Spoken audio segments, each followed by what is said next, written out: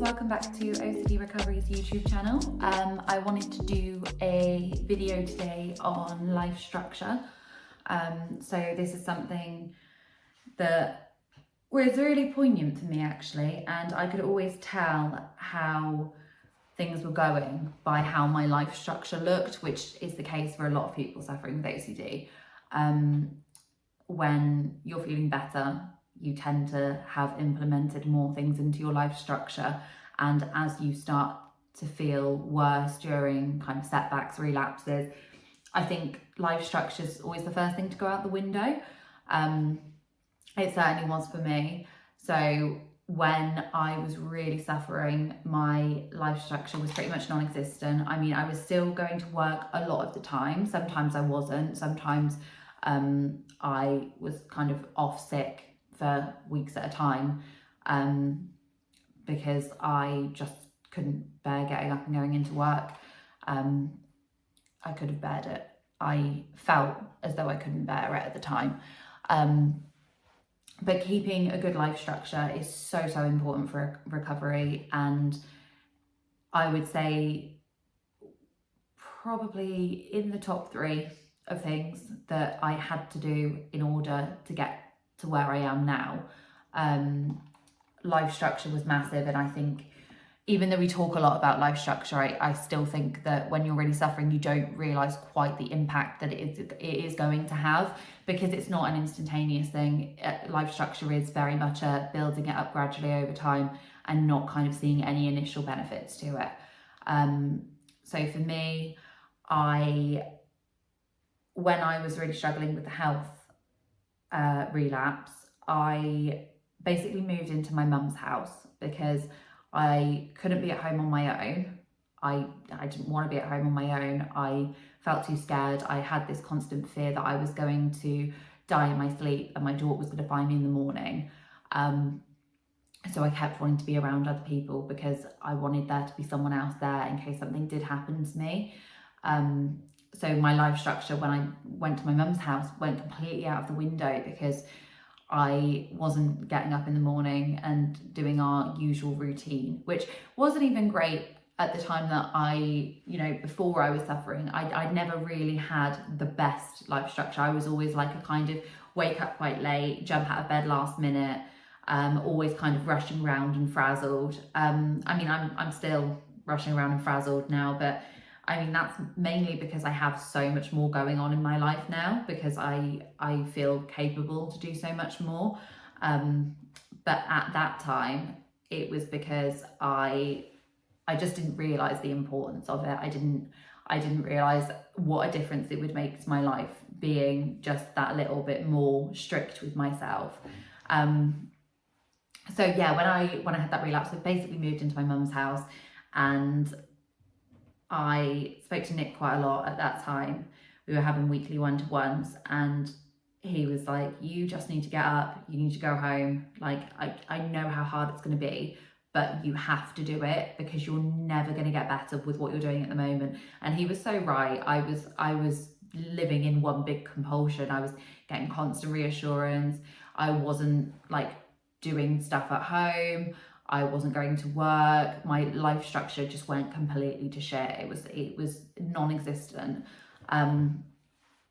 So once I kind of came home, I started trying to implement as much as I could into a life structure. And it started really slow. It did start really, really slowly, just with things like trying to get up on time, trying to make sure my daughter left for school on time, trying to, make lunches the night before, things like that, and just start gradually doing the little things that I hadn't been doing because I'd been suffering so badly. And there was kind of a snowball effect. So once I started like implementing a couple of things, I would add more and more things in on top of that. I think there's a term for it. I think it's called like stacking or something, like habit stacking. We don't need to go into that, but that's what I've heard it be called, and that's where you add like something new to something you're already doing to kind of build that routine up, which I do find myself doing a lot even now. Like I'll add like one more step into what I'm doing in a day, but I'll add it into something I've already got and know that I'm going to do. and it kind of reminds me to do it, and it just makes your time more efficient as well. For obviously, when you're suffering with OCD, you don't really care about time efficiency. So I'm not saying that that's something that everyone here is caring about, using their time most effectively. But it is something that you will care about at some point, I would imagine. You know, once OCD suffering, there is a life after OCD suffering. I know it definitely doesn't feel like it when you're in the moment, but there certainly is. There has been for me, and there has been for many other people as well. But yeah, so implementing little things into your day. So just getting up a little bit earlier in the morning, not scrolling your phone immediately, getting exercise, which everyone knows I can't stop talking about, because I spent my whole life thinking that people were lying when they said like they enjoy certain things, because I wasn't feeling that enjoyment. I didn't enjoy going for a walk. I didn't enjoy exercising. I didn't enjoy a long hot bath. I didn't enjoy lighting a candle and doing yoga. Like when people would say things like that, I didn't understand, because I didn't feel enjoyment a lot of the time. And you know, that's not to say I never felt joy. There were plenty of things that I did feel joy about, but like they had to be quite spectacular things. It had to be something like that would really get my attention. Like enjoying little things isn't something that I could really have related to at the time. And yeah, so adding things into my day that I didn't think were going to have any effect on me seemed really strange at first.